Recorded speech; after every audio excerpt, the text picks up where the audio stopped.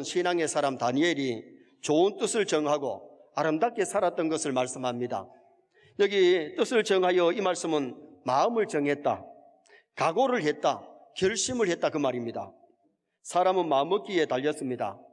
어떤 마음을 정했느냐에 따라서 행동이 좌우되고 성공 실패가 좌우됩니다. 그러므로 우리 선의 성도들도 다니엘처럼 좋은 뜻을 정할 수 있기를 주님의 이름으로 축원합니다. 뜻을 정하지 아니하면 줏대가 없어가지고 바람 부는 대로 흔들리면 성공을 못합니다. 줏대 없이 행동하는 사람은 남의 밑에서 지배는 받는 사람이 될지라도 다윗같이 다니엘처럼 위대한 지도자는 될 수가 없어요. 다니엘처럼 좋은 지도자가 되려면 뜻을 바르게 좋은 뜻을 정할 수 있는 그런 사람이 되어야 돼요. 다니엘이 어떻게 성공했느냐, 어떻게 역사의 길이 빛나는 인물이 되느냐 묻는다면 그는 믿음의 사람이요, 신앙인답게 뜻을 정했기 때문에, 신앙인다운 뜻을 정했기 때문에 하나님 앞에 영광을 돌렸어요. 은혜 받으면 생각이 달라지고 마음이 달라지고 행동이 달라지고 삶이 변화될 줄 믿습니다. 때는 주전 605년 이스라엘 백성들이 바빌론에 포로되어 갈 때에 1차 포로 때에 다니엘도 포로되어 갔어요. 포로들 중에서 좀 똑똑한 사람들, 좀 지도자가 될 만한 사람들을 뽑아가지고 훈련을 시킬 때에 다니엘도 그 중에 한 사람으로 뽑혔어요. 그런데 남의 나라 식민지 삶을 살면서 믿음 잘 지킨다는 것이 그렇게 쉬운 일이 아니잖아요. 다니엘은 기도하다가 고발을 당해가지고 고관의 자리에서 떨어져야 될 그런 위기가 왔는데도 하나님 앞에 기도함으로 말미암아 대적들이 다 물러가고 더 임금님에게 인정받고 높은 자리에 올라가게 되는 그런 사건이 다니엘서의 내용입니다. 뜻이 있는 곳에 길이 열립니다. 선한 뜻을 세우고 기도하면 이루어지는 역사가 일어나요. 예수님께서도 십자가를 앞에 놓고 겟세마니 동산에서 기도하시잖아요. 이 잔을 옮기시옵소서. 그러나 내 뜻대로 마옵시고 아버지 뜻대로 되기를 원합니다. 그랬는데 아버지의 뜻을 잘 이루어드리고 승천하신 예수님을 우리는 성경에서 볼 수가 있어요. 바울이 로마에 가서 복음 전하는 것이 그의 뜻이, 계획, 꿈이었어요. 그런데 그 꿈을 놓고 뜻을 정하고 기도하니까 로마에 가서 복음을 전하고 마지막에 순교의 제물까지 되었던 사람이 바울 사도가 아니겠습니까?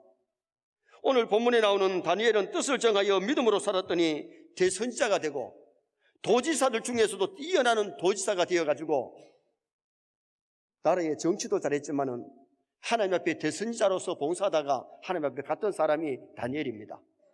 그러면 다니엘은 어떤 뜻을 정했기에 그렇게 멋있는 인생을 살 수가 있었느냐?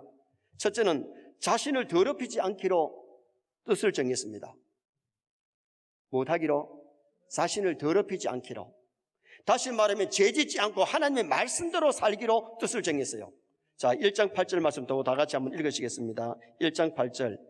다니엘은 뜻을 정하여 왕의 음식과 그가 마시는 포도주로 자기를 더럽히지 아니하리라 하고 자기를 더럽히지 아니하도록 한간장에게 구하니. 다니엘이 왜 왕이 주는 떡과 포도주를 먹지 않았느냐? 맛이 없어서 안 먹은 것도 아니고 배불러서 안 먹은 것도 아닙니다. 당시에 왕이 주는 진미는 레위기 11장에 나오는 부정한 짐승의 고기였어요. 그리고 왕이 주는 진미는 우상 앞에 차렸다가 나오는 우상 제물이었어요.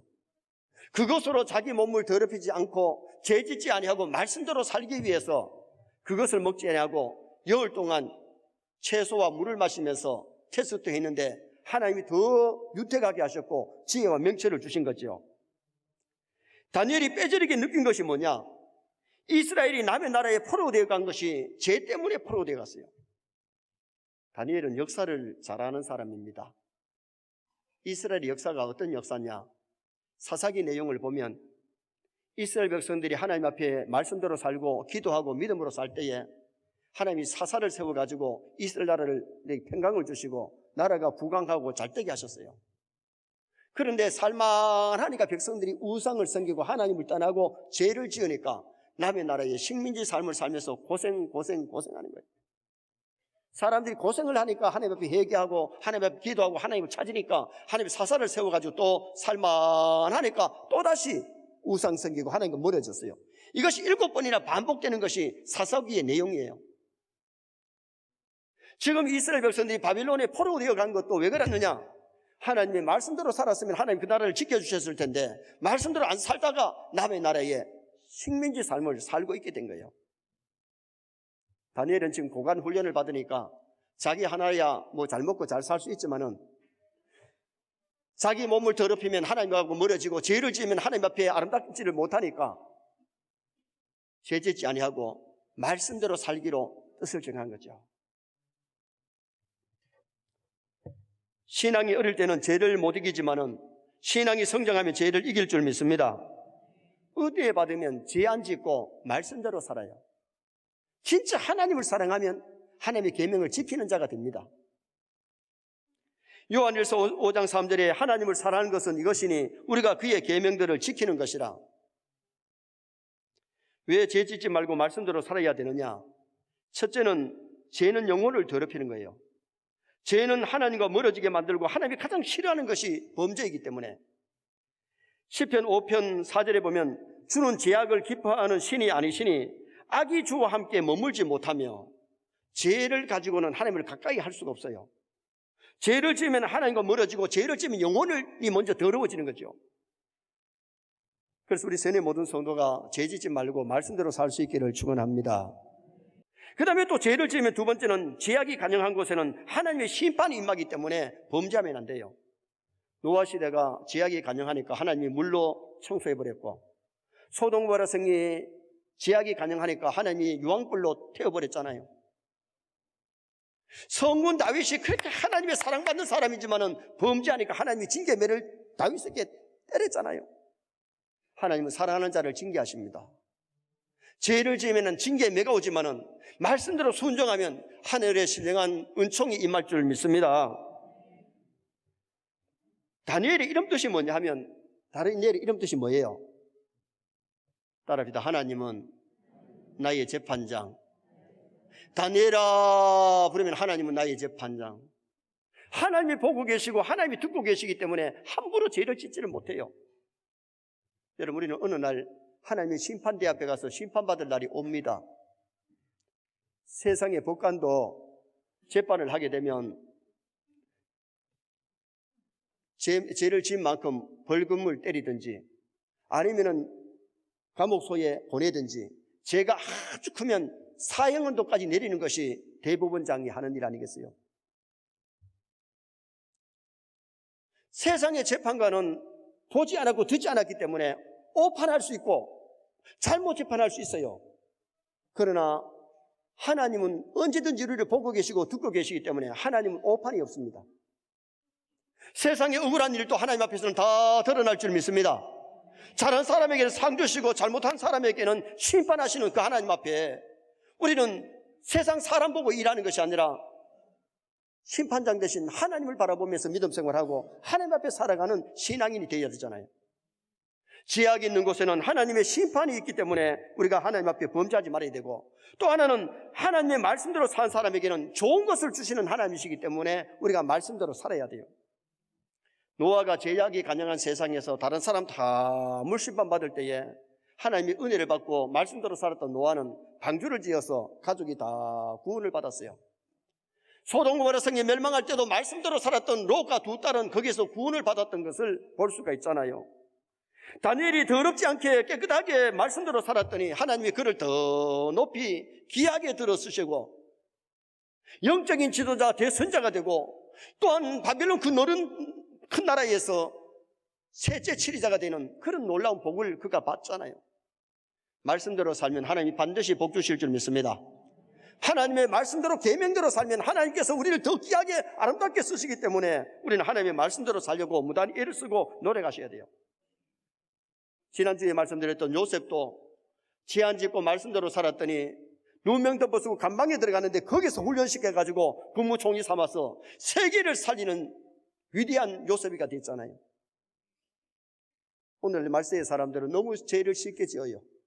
계명을 알면서도 지어요. 여러분, 세상이 썩어가는 것이 아니라 오늘날 교회가 썩어가고 성도들이 썩어가는 것이, 그것이 문제예요. 성도는 썩어져가는 세상에 소금 되어야 될 줄 믿습니다. 소금이 못 되면 같이 썩는 거예요. 어두운 세상에 빛이 되어야 되는데 빛이 없으니까 세상이 깜깜한 거죠. 너희는 세상의 빛이다, 너희는 세상의 소금이라 그러는데, 어두운 세상에 빛이 되고 썩어져가는 세상에 소금의 역할을 해야 되는데 소금의 역할을 못하기 때문에 문제란 말이죠. 오늘 이 시대에 우리는 다니엘처럼 죄짓지 않고 살고 말씀대로 살기 위해서 뜻을 정하고 결심하고 노력하고 애쓰는 성도가 돼요. 두 번째로 다니엘은 기도하며 살기로 뜻을 정했습니다. 6장 10절 말씀을 다 같이 한번 읽으시겠습니다. 6장 10절 말씀. 다니엘이 이 조세에 왕의 도장이 찍힌 것을 알고도 자기 집에 돌아가서는 윗방에 올라가 예루살렘으로 향한 창문을 열고 전에 하던 대로 하루 3번씩 무릎을 꿇고 기도하며 그의 하나님께 감사하였더라. 따라합시다. 무릎을 꿇고 기도하며. 다니엘은 하루 3번씩 시간을 정해놓고 하나님께 기도했어요. 6장 10절에 환경이 기도하기 좋은 환경이 아니잖아요.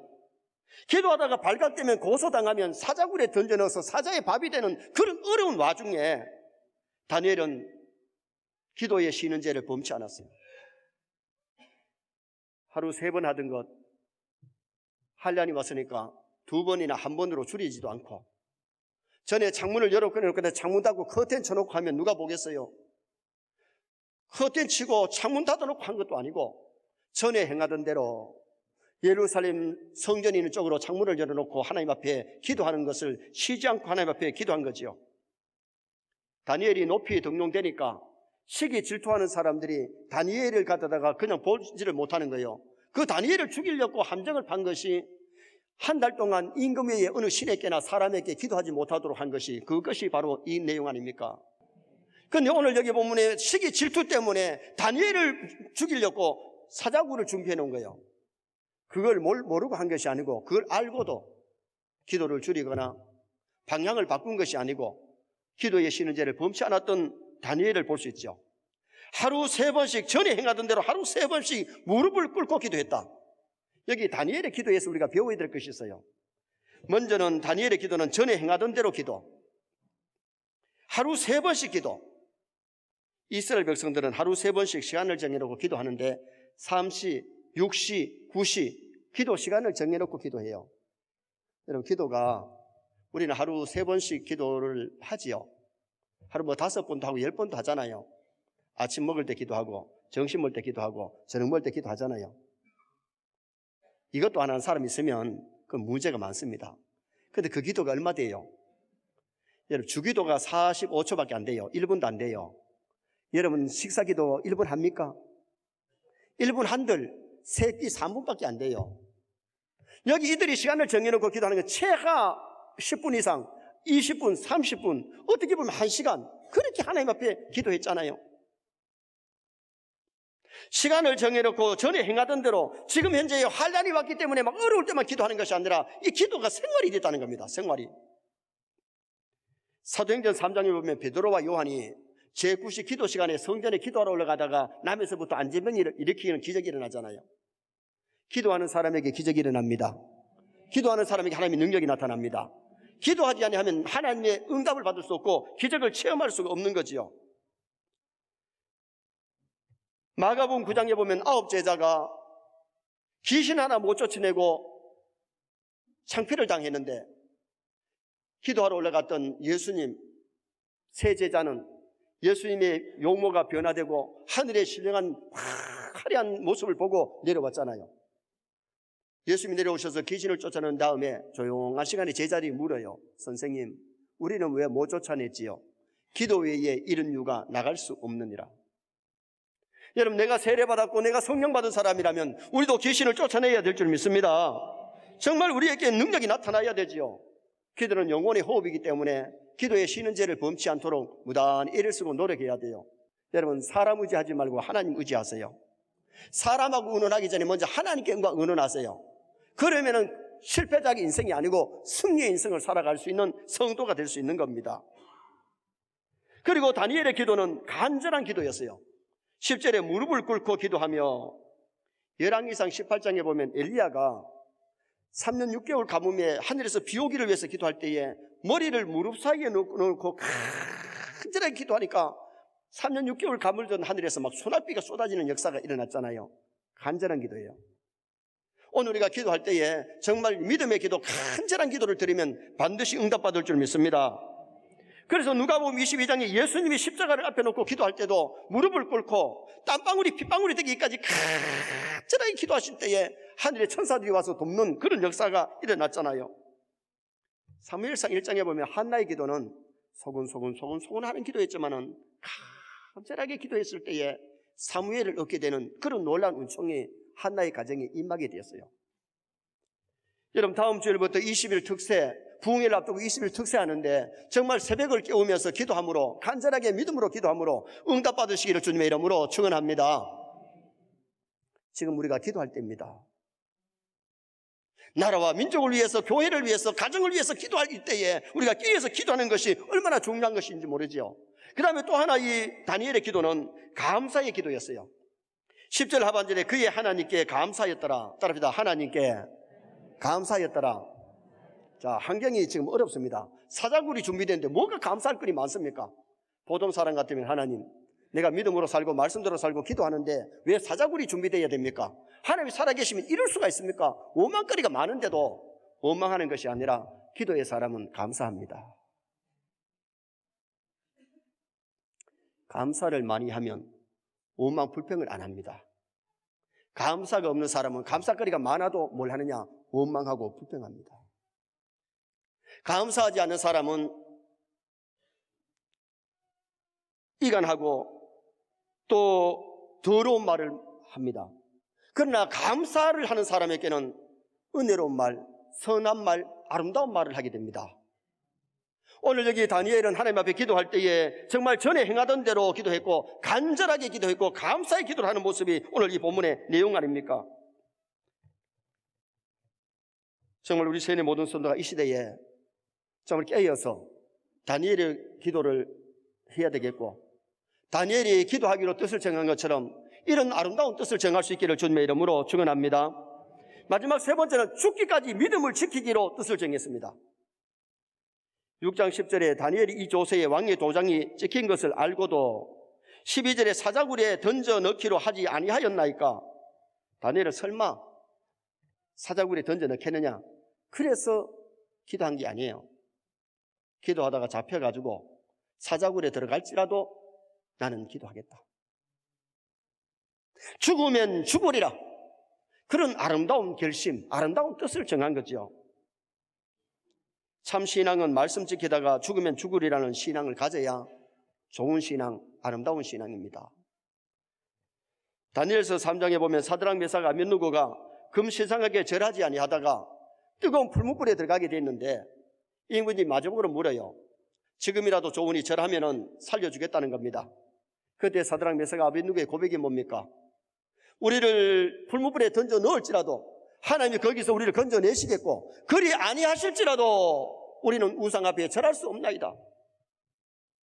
계명을 지키고 말씀대로 살다가 저기 풀무불에 던져져서 죽을지라도 우리는 우상 앞에 절할 수 없고 말씀대로 살겠다. 이것이 사드락 메삭 아벳느고의 신앙이었다. 임금님 얘기할 때 고개만 한번 끄덕거리면 죽을 리도 없고 풀무불에 던져질 리가 없는데 신앙 지킨다는 것이 이렇게 어렵습니다. 적당하게 세상과 타협하고 믿지 않는 사람들 하자는 대로 그냥 따라하면 뭐 핍박이 있겠어요? 계명대로 말씀대로 살려고 하면 환난 있고 핍박이 있는데 그 뒤에 내가 계명대로 살리라 말씀대로 살리라 죽으면 죽으리라 이런 신앙이 우리에게 있어야 되는데 오늘 교회 다니는 많은 사람들이 바람 부는 대로 흔들리고 교회에서 말씀 듣고 나가면 다 잊어버리고 세상과 적당하게 타협하면서 살다 보니까 오만 가지 죄를 다 짓고 하나님하고 멀어지고 그런 삶을 산다는 거죠. 믿음으로 살다가 죽으면 죽으리라 일사각오했던 주기철 목사님, 저 높은 곳을 향하여 영화를 여러분 보셨을 겁니다. 신사참배에 반대하다가 구치소에 들어가고 형무소에 들어가지요. 감방에서 몽둥이 찜질을 얼마나 당하고 추운 겨울에 찬물을 갖다가 막 뒤엎어버리고 거꾸로 메어 달아놓고 고문을 얼마나 많이 했습니까? 판자에다가 못을 박아가지고 이 못이 이렇게 올라왔는데 그 판자 위를 걸어가라 그러잖아요. 찬송을 부르면서 그 못판 위를 걸어가는데 밟으면 못에 찔려가지고 살이 찢어지고 뼈가 못에 찔립니다. 한 발쪽 딛고 또 한 발쪽 딛고 또 한 발쪽 딛으면서 건너갔다가 다시 돌아오려고 하니까 일본 형사가 그냥 그만하라고. 저는 그 영화를 보면서 얼마나 울었는지 모릅니다. 말씀대로 사는 것이, 믿음 지키는 것이 쉬운 일이 아닙니다. 일사각오의 신앙, 주를 위해서 죽을 각오를 했기 때문에 그런 일들을 할 수 있었지, 아니면 그 앞에서 다 항복하지요. 주기철 목사님도 시험적인 넘어뜨리려고 며칠 굶겨놓고는 밥상을 차려놨는데 뒤를 묶어놨어요. 그 밥상 앞에는 신사를 준비해놨는데 엎드려 먹으면 신사 앞에 절하게 만드는 거예요. 그럴 때는 그 밥을 안 먹잖아요. 일본 행사가 불러가지고 풀어줄 테니까 가다가 신사 쪽으로 고개만 한번 끄덕거리고 가라 가는데도 그거 하지 않아요. 타협하지 않아요. 나중에 8.15 해방을 일주일 앞두고 일본 형사가 독약인 주사를 갖다가 목사님한테 놓아가지고 간방에서 순교하십니다. 여러분, 목사님만 계명 지켜야 됩니까? 목사님만 말씀대로 살아야 됩니까? 우리 모두 하나님의 말씀대로 살면 이 땅에서 복된 삶이 될 줄 믿습니다. 정말 일사각오의 신앙, 주를 위하여 죽으면 죽으리라고 하는 이런 믿음이 우리에게 필요하다는 겁니다.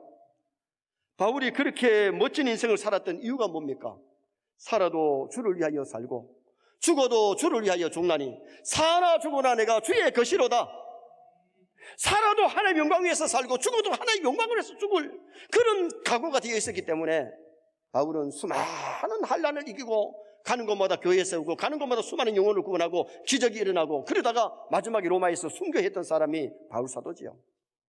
정말 이 땅에서 복된 삶을 우리가 살다가 하나님 앞에 가셔야 되고 정말 믿음으로 살다가 말씀대로 살다가 가야 될 거 아닙니까? 어두운 세상에 빛이 되고 썩어져가는 세상에 소금 되어서 살다가 가셔야 될 것 아닙니까? 오늘 다니엘 같은 뜻을 정하면 이 시대에 다니엘같이 등불로 살 수 있고 정말 믿음으로 살 수 있고 하나님 앞에 영광 돌릴 수 있는 아름다운 삶을 살 수 있는 거지요. 사람들이 죽음의 막다른 골목, 죽음의 문턱에 가면요, 하나님 살려주세요, 살려주면 말씀대로 살겠습니다, 충성하겠습니다, 다짐을 다 합니다. 거의 다. 그런데 정말 고침받고 살아난 다음에 믿음으로 쫙 섬기는 사람이 있는가 하면요, 그만 살만하면 주일 성수도 제대로 하고 예배도 빠지고 믿음 안 지키는 사람들도 많이 있어요. 우리가 죽음의 문턱에 가지 않았을지라도 정말 우리는 하나님의 말씀을 통해서 은혜 받고 다니엘 같은 결심을 하고 다니엘 같은 삶을 살아야 되겠는데, 다니엘은 자신을 더럽히지 않기로, 죄지지 않고 말씀대로 살기로 결심했고 기도하면서 살리라, 기도의 쉬는 죄를 범치 않고 기도하면서 살았고 죽기까지 신앙을 지키고 믿음 지키기로 다짐하고 믿음을 잘 지킨 사람이 다니엘이에요. 자, 우리 다짐 한번 하고 기도하시겠습니다. 말씀대로 살리라, 기도하며 살리라, 믿음을 잘 지키리라. 잘 지킬 수 있기를 축원합니다.